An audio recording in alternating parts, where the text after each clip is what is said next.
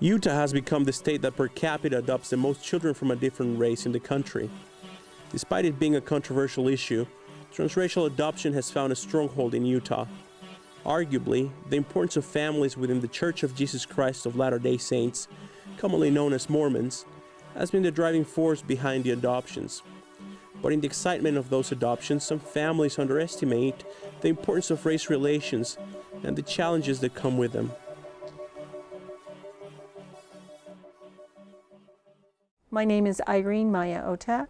I am the diversity coordinator for the College of Social Work. I also teach diversity courses for the University of Utah.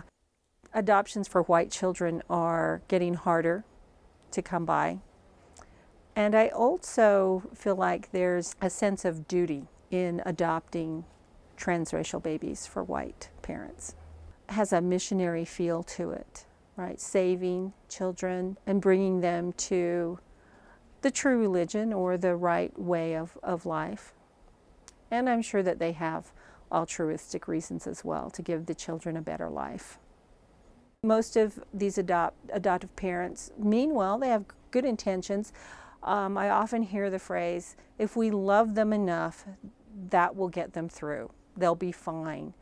And that's not the case. The case with children of color is that they need to develop what's called a double consciousness, knowing that this society promotes a true meritocracy, right? You work hard, you can be whatever you want, and a true democracy, which we actually have neither in this society. We neither have a true meritocracy or a true democracy.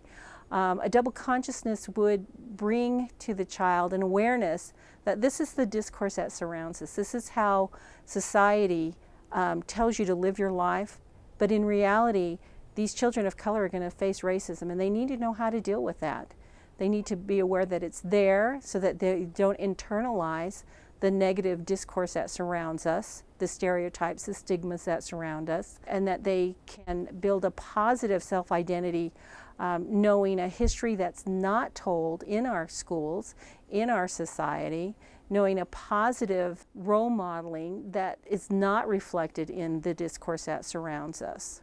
When dealing with teaching our children about white privilege, I don't know that we dwell on it too much because they're quite young.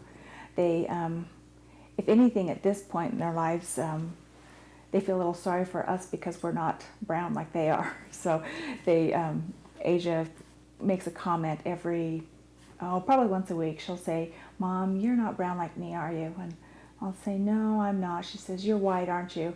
And I say, "Yes." And she says, "That's okay, I love you anyway." She feels sorry for me at this point, and so I don't know how to teach her about white privilege at this point because she is so young. But I think the one thing that families considering transracial adoption need to admit and face is that it is a real thing. And some people are still, to this day, are trying to say that it doesn't exist. And it's a very real thing. White privilege is an invisible system. Peggy McIntosh wrote the most famous, well-known article called White Privilege, Unpacking the Invisible Knapsack. White privilege is invisible. Whiteness is the norm and ideal. You take for granted the privileges that you get just because of your white skin. You get to believe the meritocracy ideology, that you earned everything you got, that the color of your skin has nothing to do with it. So you don't get a sense of what being white means in this society. Whiteness means privilege. Whiteness means advantage. Whiteness means feeling normal. Whiteness means being not aware of whiteness. Who's to say what black culture is? I mean, there's black people all over this world that are of great variety and differences. So I think so much gets made of that skin color thing in this world.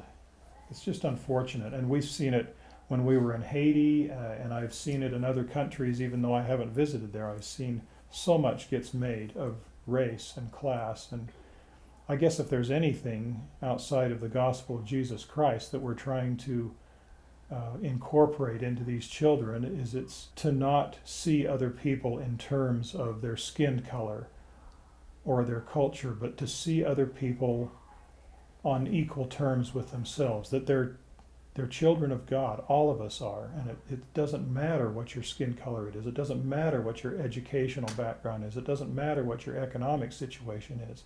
All people should be treated with respect, like they're children of God.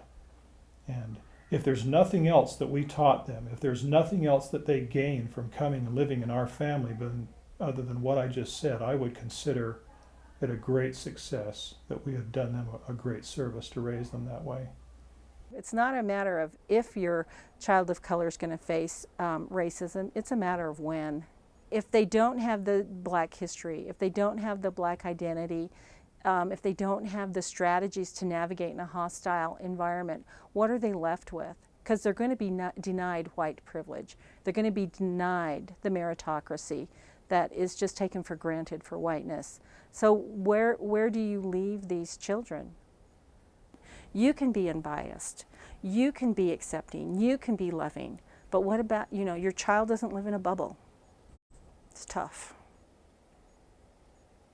I think that I have a definite duty to not pinpoint or emphasize when I feel like something is being unjust, but to make people aware, because most people will respond really well. Most people will, if they realize that they're being unfair, if you just bring it to their attention, they'll turn it around. Some people you won't ever reach, but I think that it's important to shed light on it. When they started talking about children from this country and this country and this country, I just thought more and more about it and thought, this is something that we need to do. There's a hymn, "Because I Have Been Given Much," and that would just speak to me every time, and until I just felt like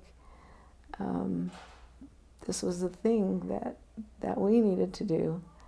And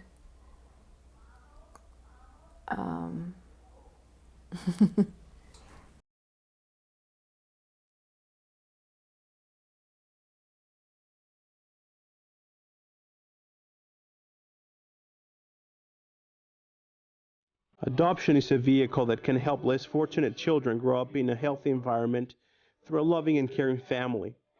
If the parents choose to adopt transracially, they need to be aware of the extraordinary circumstances and challenges that it will present for both parents and children. Many children may face a lifetime in the foster care system while waiting for same-race parents. It's vital for children around the world to have a chance to belong to family, but it's almost as vital that parents and children are aware of and explore their differences.